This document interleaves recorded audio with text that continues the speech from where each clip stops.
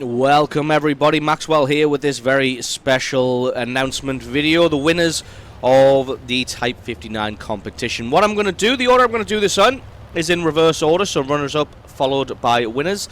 But I'm also going to do it kills first, followed by highest base XP. So we're going to do runner up for the highest kills, then the highest kills, then the runner up for the base XP, then the highest base XP.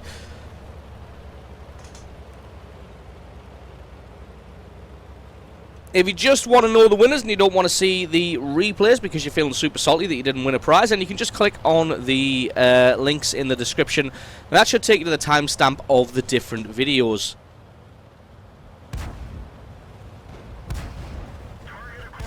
So, as the owner of the replay will probably see by now, the runner-up of the highest kills in a game is, congratulations to Dino95, and he is driving the Panzer T25, and he's won himself 1 month of premium time, or more accurately 30 days of premium time. So what I'll need you to do is send me a private message here on YouTube, or just send me an email to replay@screenreality.com, giving me your World of Tanks username, which is obviously Dino95, and the email that you use to log into your account.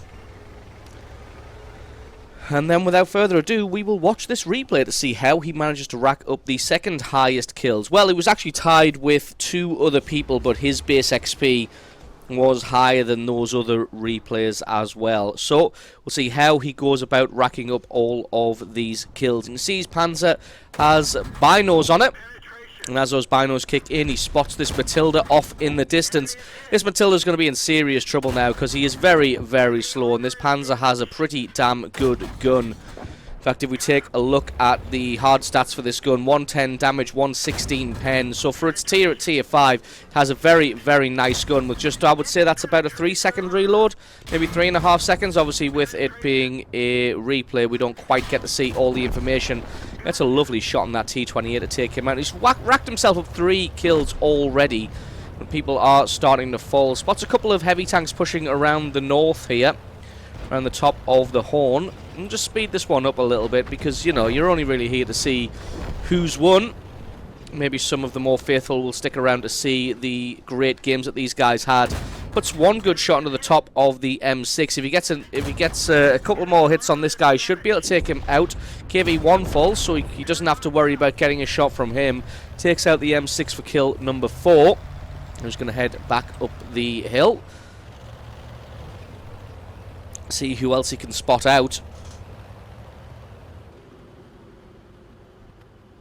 Well, it looks like this side of the map is pretty much all sewn up, so he's going to head back down off the hill and see who he can catch out. Looks like a lot of the enemy team is trying to push for their base. Finds a Covenanter. That one just about misses. May not be able to get enough shots to take this guy. Oh, he takes his track out. Going to back off to try and get a better shot on him. Keep himself behind these this little hill here. Armor on the Panzer not the best, so he's got to play this one a little bit carefully. Already got himself 4 kills, so he's already doing pretty damn good. Does see that most of the enemy team is pushing around the top there, but the allies are doing their best to try and defend against it. So Dino going to head down to see if he can find this Covenanter. The Matilda's moving in. Looks like they find a 3001D on the left-hand side in the base. Still not able to see this Covenanter. Not quite sure where he's gone, but there is a full health 3001D dueling with a Cromwell, so if Dino can get some shots on him, although he does find the enemy artillery here. Does see the M44. It's one good shot onto him. A couple more should be enough to take him out. Looks like he's not making a run for it, which could end up being his downfall. Can he get another shot onto him? Not quite. Looks like he has started to move now. That's going to be an audacious shot if it lands, and it is indeed. Gets the kill. Now going to switch his attention across to the M41. Now going to take out the 3001 as he's the biggest threat to the Cromwell at the moment. And the Artie's going to be easy for the Cromwell to take out. Looks like a Panzer 25 has attacked. He's coming against the Matilda. I'm not sure if he just didn't see Dino, or whether he thought that the Matilda was going to be the easier kill. And there we go. That is kill number 7. Takes him out. Looks like the 13F did fall. Looks like he got taken out by the Allied artillery, and that just leaves a Covenanter. And obviously looking at the kill count that he has 7 at the moment, you know that he's going to get this Covenanter. Covenanter takes out the Birch Gun. If he gets a super high roll, this could be a 1-shot, but probably more likely going to be a 2-shot. Only gets a 0 damage crit for his first hit. Going to try and get a nice predictive shot as he backs off. Leaves him with 7 health. One more hit is all he needs. He gets it. He gets the damage. He gets the kill. That is 8 kills and the victory. So awesome gameplay there by Dino95, picking himself up 8 kills, 1600 damage. Quite a decent high base XP. Like I said, he was tied with a couple of other people, but he got the highest base XP, so he picks up the prize of 30 days of premium. So, without further ado, we'll move on to the winner of the kill count replays. And the winner of the kill count replay competition is Hurley. Congratulations to you. You had the replay with the highest single kill count. I won't give away what the number is, but if you watch the end of the replay, you will find out. You have won yourself a brand spanking new Type 59. Congratulations to you, sir. If you want to send me a private message on YouTube or send me an email to replay@screenreality.com with your username, even though I already have it, and the email address that you use to log into World of Tanks. So congratulations to you. We will continue on and watch your replay. Again, though, if you're only bothered about finding out who wins the prizes, you can click on the links in the description, and that should take you to the timestamp of the announcement of the various winners. We'll just speed this one up a little bit until we get into the action. Hurley heading to Heavy Corner. Now, the KV-220 used to be unassailable at Tier 5, but with the introductions of the OIX and OIs, if you're in a Tier 5 game, Tier 6 game even with it, then you can actually get damage pretty easily now, thanks to those tanks having pretty damn huge, ridiculous guns. The Allied OIX already got himself a little bit damaged, so Hurley's going to have to take to the front here.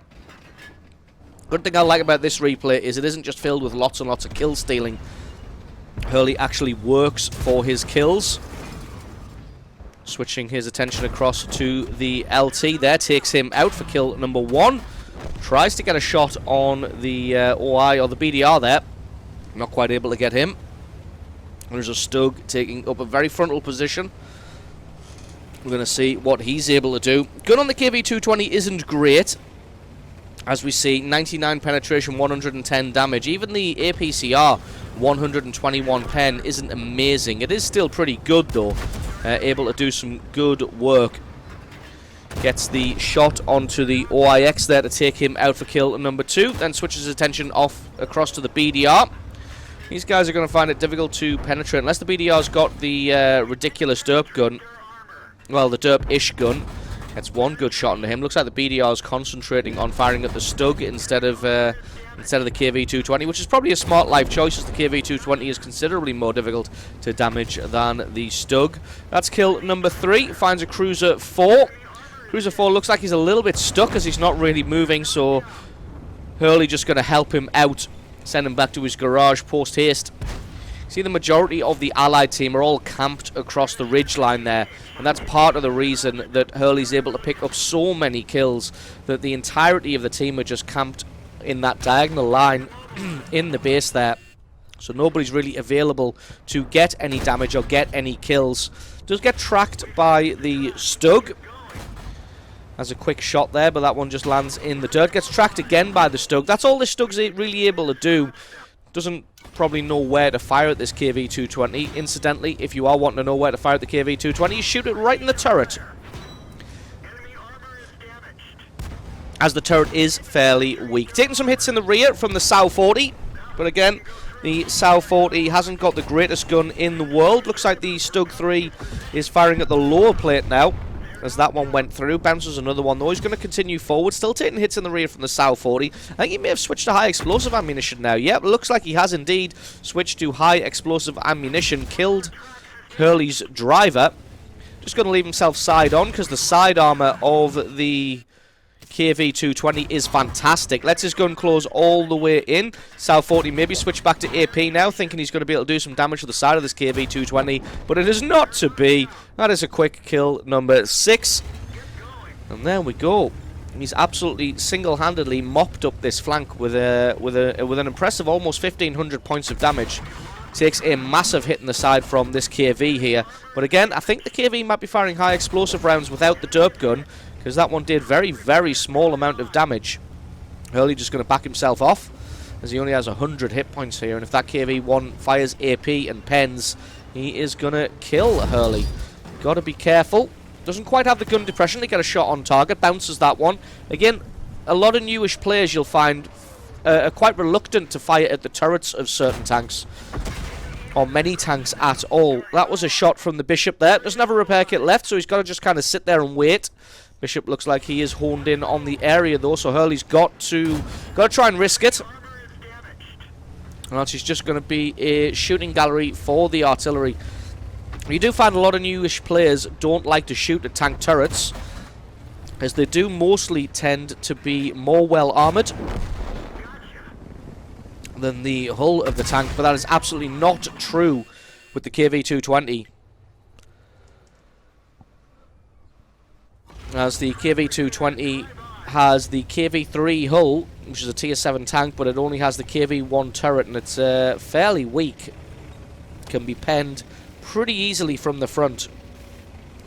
So there are 2 tanks left, Churchill Mark 1 and a Bison. I might have called him a Bishop earlier, but it is a Bison.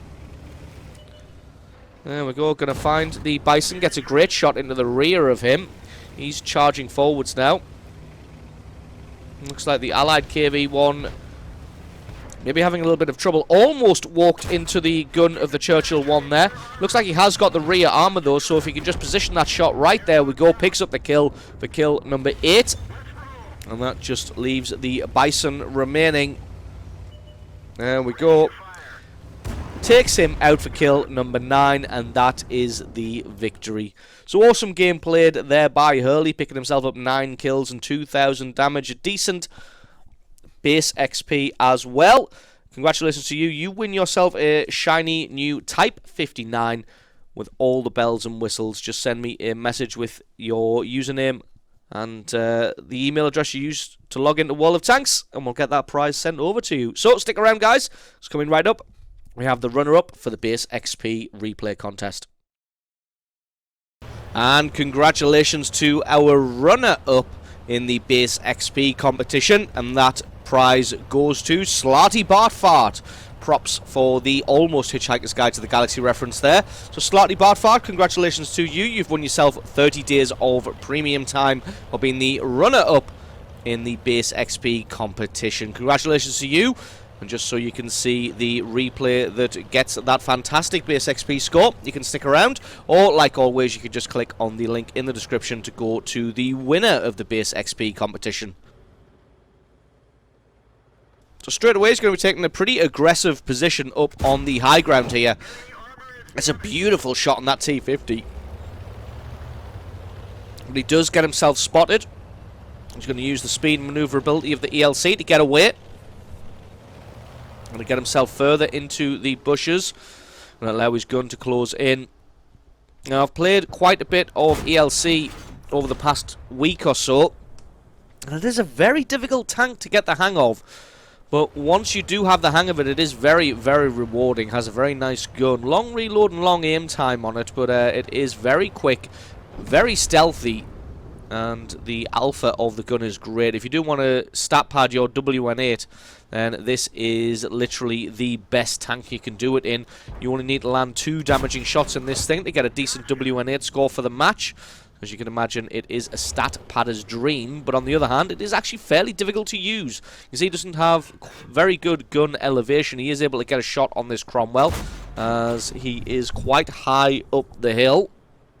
If he was any lower down, probably wouldn't have the gun elevation to be able to get up to hit any of these guys.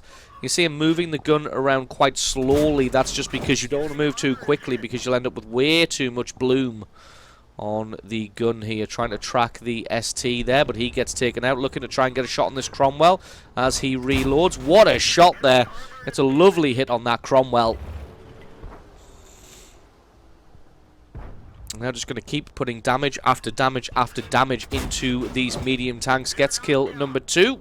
It's 930 damage so far, which is already pretty decent. Looks like the medium tanks are pushing quite hard down the 0 line, but Slightly Bartfart's decided that it's time to move further along to see if he can get some hits on the guys camping in the rear here. Finds the Stug and the KV-85. There's going to be some lovely hit points to feast on. Decides to go for the KV-85 instead. That's a lovely shot, that, actually, to be honest.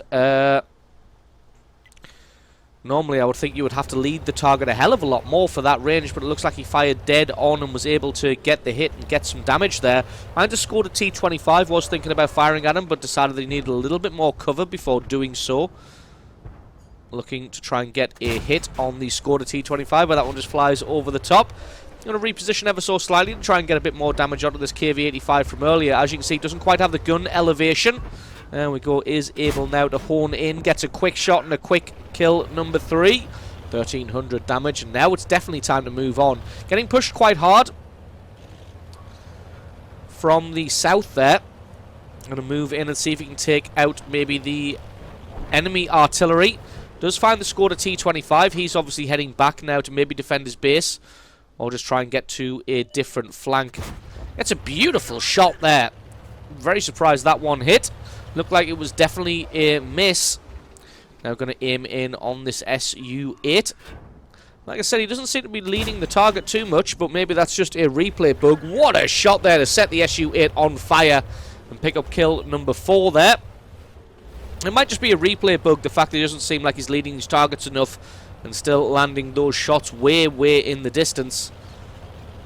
As the server reticule is on, so it's a little bit jerky. Going to move in on this Skoda T-25. Surprised he didn't use auto-aim there.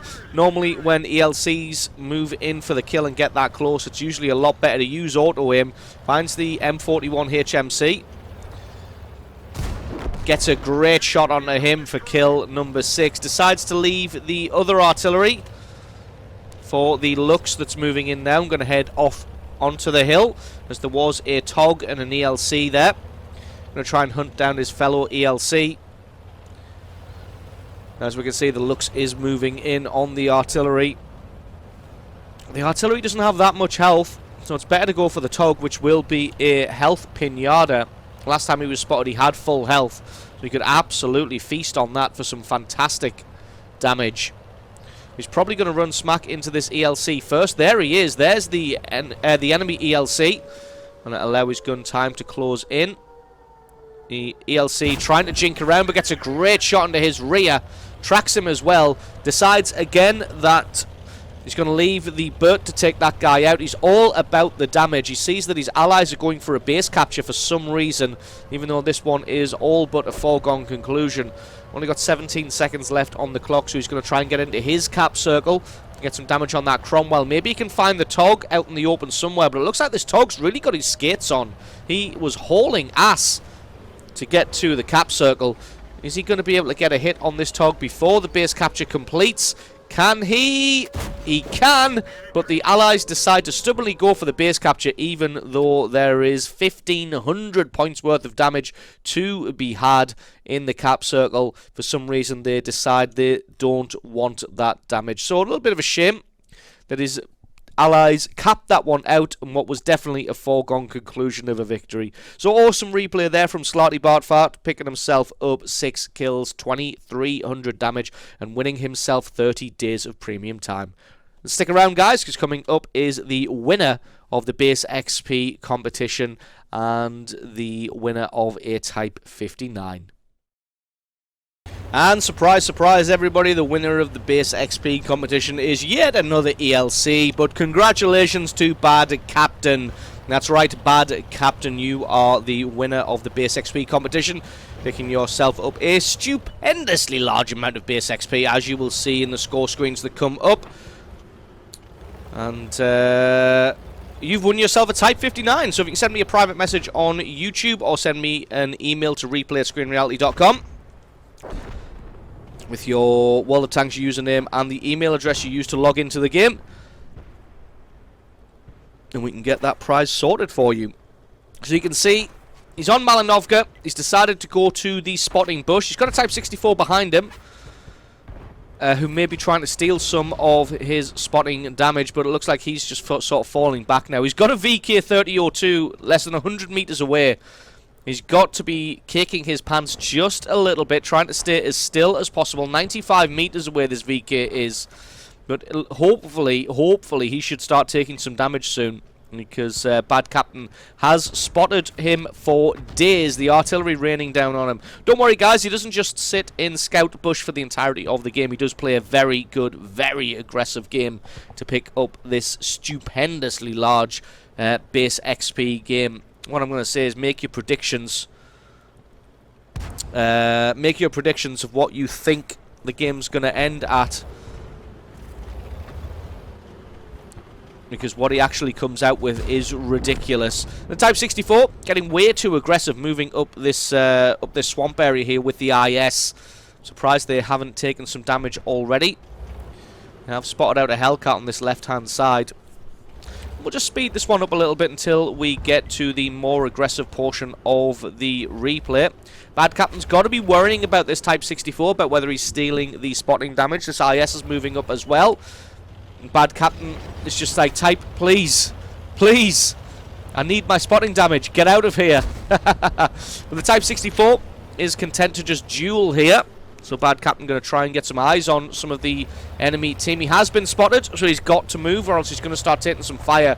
He does have a nice bit of cover, but not from, as I was about to say, the left-hand side or the rear, so he definitely has to be careful. Spots out the entirety of the enemy team, and hopefully some of his camping allies can do something about this. This IS and this Type 64 are desperate to get in on some of the action, but Bad Captain's just saying, nope, all of this spotting is going to be mine because I need it. He takes a hit in the face and decides to try and run away. I'm going to try and circle around as quickly as he can.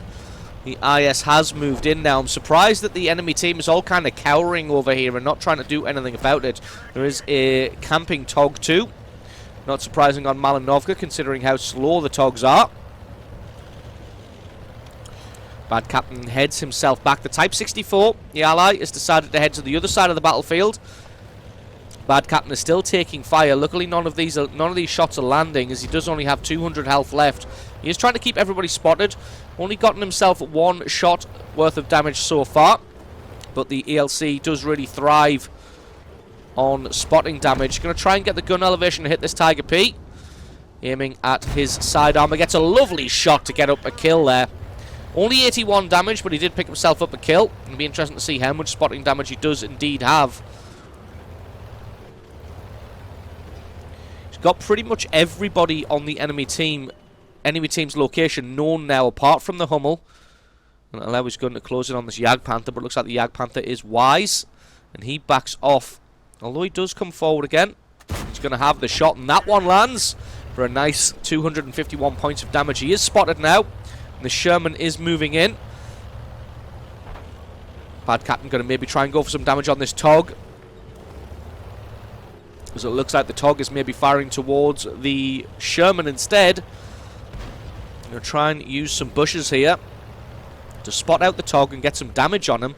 Tog is a fantastic health pinata for these light tanks, especially with the ones with decent penetration. Gets a great shot onto the Tog. A little bit of a low roll there, just slightly below average. He hasn't been spotted. His sixth sense hasn't gone off. Gets another good shot onto this Tog, and he's maybe going to scare him off now. The Sherman is still alive. Bad Captain can't really see anybody else. Everybody's shielded by that bush just to his right. He's going to have to come more around the corner. There we go. He finds the Jagdpanther. Can he find anybody else? There's the ARL, T-29, M5 Stewart. Everybody gets lit up here. Any damage that gets done onto those guys will be for Bad Captain. Type 64 wanting to get in on the action, but he just decides to suicide charge into the enemy team, and he gets taken out now. Bad Captain's got to be feeling a little bit salty at the moment. He's lighting up the entirety of the enemy team constantly, yet they're only ahead by 1 kill. This is 8 kills to 7, and by no means a foregone conclusion that they're going to pick up the victory here, as the enemy team has evened this up 8 kills to 8. We'll try and get another shot onto this Tog. He is maybe going to move. Nope, it looks like he's going to try and get a shot through the window. Not sure if that one landed.